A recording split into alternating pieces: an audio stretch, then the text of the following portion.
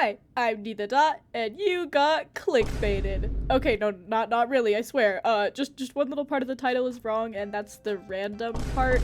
Listen, I know the whole point of this series is random concepts, but since this is the last episode, I just decided to pick out the ones I really wanted to do so that I would actually have some amount of motivation to do them. So, forgive me. But you know, we're just gonna watch the rules real quick in case you're new here. Let's go over the rules really quickly. I spin a wheel to get a genre or concept. Based on that genre or concept, I make a few characters. Based on those characters, I do some world building and story writing. And then when I'm done, I put it on my personal opinion tier list and out on a vote for you guys to choose which one you like the best. Whichever one wins the entire bracket of this entire series, I will turn into an actual project like a book, comic, or something similar. If at the end of the series there are any characters I don't want to keep, I'll be selling them as adopts. All that being said, let's head on to the designs. Okay, so the first genre that I just really wanted to take was my angels and demons idea, because I have been literally thinking of this idea for probably a year now, and I needed to get it on paper, so I'm really excited about this one. I had to re-record this like 3 times because I keep screaming from excitement, but this is Eliza. She is our main character.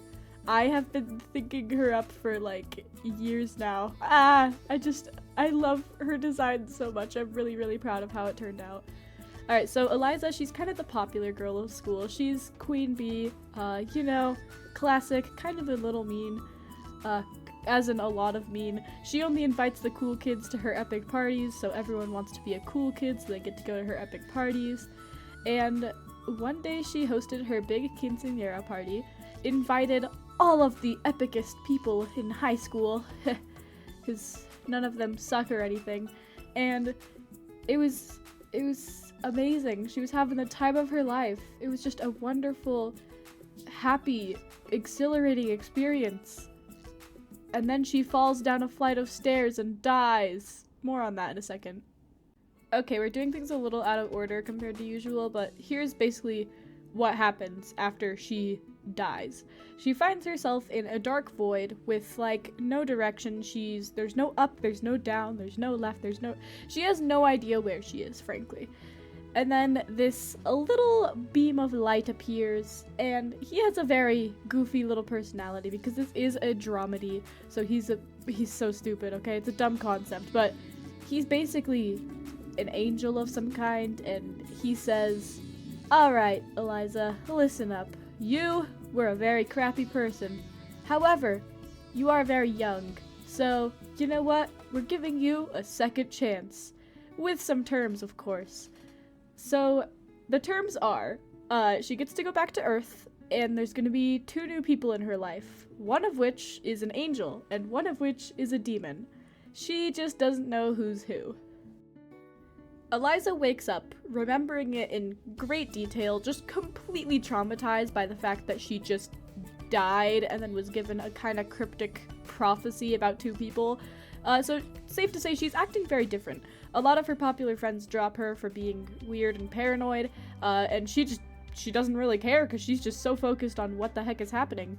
First guy she meets when she goes back to school is this guy named Marcus, who was not here before. So he very much could be one of those angels or demons.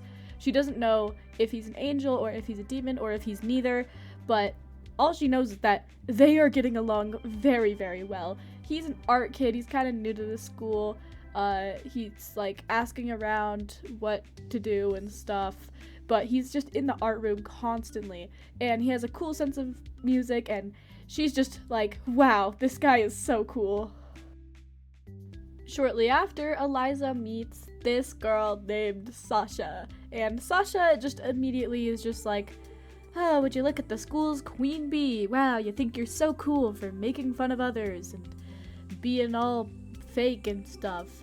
She's just totally dissing Eliza, her small little friend group laughing at her. Eliza has never really been stood up to like this, so she's just like, "I know you're a new girl. I know you're a jerk. So you must be a demon, and I do not like you. But she just keeps running into both of these people on campus. Like, they're just purposefully trying to be in her life. And with Marcus, of course, she does not mind that. But with Sasha, it's kind of driving her crazy. She doesn't know how to deal with the angel and demon once she finds them, assuming this is them. So she kind of just confronts them about it and is like, okay, let me get this straight. One of you's an angel, one of you's a demon. They admit to this, and they also admit that whoever the demon is gonna be killed if they get found out. So now they're both completely sucking up to her, pretending to be the angel. So both of them swear they're the angel. She believes Marcus more, of course, because Marcus has been kind this entire time. But technically, she has no proof yet. She has to somehow get them to admit it or get them to show it somehow. But now they're both kind of trying to make her like them. Love triangle. Anyways, I love them, guys. I love them. Okay, real fans have seen the video where I said I do not like love triangles. However, I do. I love the drama. I just don't like sitting through it if it's like a slow burn. Okay, so the romance that sparks with Marcus is just really like sweet and ideal to her. Like, it's just everything she's ever wanted. He's just really nice. They do all sorts of like artsy things together.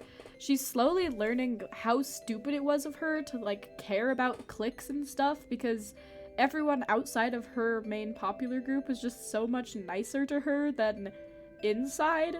Like, she was just really liking Marcus, and you know, that's fair. On the other hand, Sasha started spending less time with Eliza. She didn't make fun of her anymore. She was just leaving her be. And it was kind of weird to see, because if she knows Sasha is an angel or a demon, but it feels like Sasha is actually starting to love human culture, and she just starts to get involved with her own things. So she's kind of confused and intrigued by Sasha as well.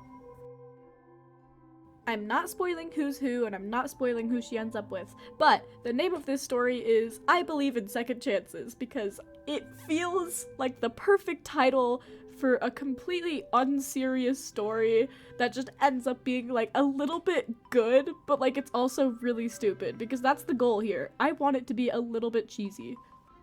It was a tough decision, but I would put this tied with Starstruck Heartbeat, because I just really do love the whole aesthetic of Starstruck Heartbeat, but this one does kind of have a more interesting concept.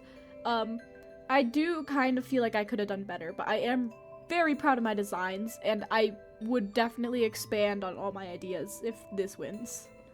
And oh, this is sad, the very last one of this series, I decided to choose time travel. Which, if you've seen that same video that I mentioned, love triangles, you also know my opinion on time travel, at least the typical trope of time travel, so I wanted to do something a little more unique. This is our main character, April. She has no friends, kind of gets picked on, is just kind of a total loner. Music is her escape, she loves being alone and walking around in nature and whatever. However, she does secretly wish for a friend. Full transparency, the concept art in this section of the video is not as good as the first section because my motivation has been not good at all for anything recently, so it's not going very well. But the whole story concept I came up with I think is still interesting enough to show in the video, so I do apologize for the sloppy work. However, I do like this design. I think she turned out exactly how I wanted her to. Now, this one, I am very disappointed in myself because I could have done so much better. But her name is Tara. I really don't like her design, so please don't comment about it. I swear, if this one pulls out on top, I will redesign probably everything. Because I just really don't like how she turned out. Forgive my sloppy work. I had to get it done, and I couldn't redraw it. I just could not bring myself to. However, anyways, this is Tara. She is from the Victorian age. era, I meant. Victorian era. She lives in London. She's very wealthy. She comes from a prestigious family. Basically, the outside world doesn't know she exists because her parents are trying to protect her. So she, too, very much wants a friend. The only problem now is that Tara and April live in entirely different time zones. Here's a really bad, lazy concept art, but it gets the point across. Basically, April has a mailbox. She finds one in the forest. She has no idea why there's a mailbox in the forest, but out of pure curiosity, she opens it up, and there's a letter in it from 1880 something. I haven't decided.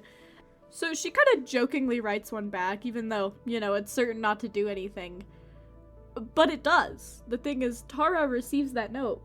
This art of Tara turned out so bad, I feel bad for showing you guys. But she's writing it back. You get it. They are pen pals from different time sections of the universe.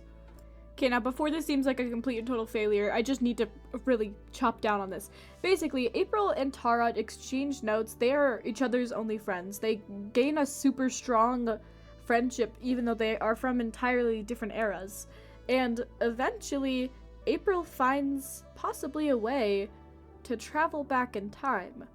However, can she travel back from that? She's trying to find out. I named this story Dear 1880. That's really all I have to say. Honestly, this one was not good. I put it just barely above Guide to Cyborg Survival because I do like the whole vibe that it brings of traveling back in time. However, it's just not my favorite. Now, thank you for supporting me financially. To Random Epic Cake and Gamer Cat for being Ko-Fi members of the silliest cat tier, thank you so very much. Meowing Crystalline for buying a coffee from my Ko-Fi. And Random Epic Cake, B816, Duck in the Box, and Captain Mudkip47 for boosting my Discord server. The poll to vote between the last two episodes are gonna be up on my community post by the time this is posted. Bye, sillies!